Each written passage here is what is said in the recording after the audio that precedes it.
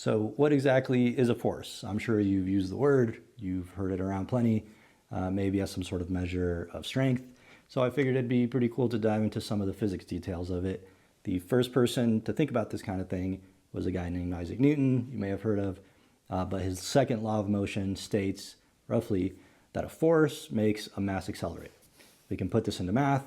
The equation states a force on an object is equals to its mass times its acceleration, which makes sense, right? A ball is sitting on the floor, you apply a force on it by kicking it, it's going to start moving, right? It's accelerating because you've applied a force with your foot. Remember, an acceleration is a change in velocity over a period of time. Now, the opposite is also true, right? If some object is accelerating, if you're on the highway and you're speeding up, that means that some sort of force is acting on your vehicle to get it to accelerate. We can also rearrange the variables on the right-hand side of this equation.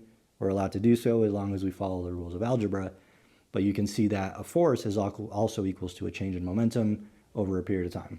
Makes sense? Say a soccer ball is now coming towards you. You apply a force by kicking it. It's going to change velocity. It's going to change direction.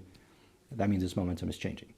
You can now picture a scenario where maybe you're squeezing an object. Say you have a box, you're applying a force on both sides.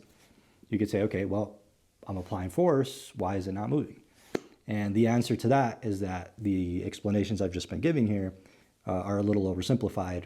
Technically, the full Newton's second law is that the sum of all forces on an object is equal to its mass times its acceleration. Force is what we call a vector quantity. I did a video on what vectors are. Go take a look. But that means that we have to add these forces as vectors. So two equal and opposite forces will actually add up to zero. Zero force means the object's not going to accelerate. So I hope that makes sense. And as always, thanks for watching.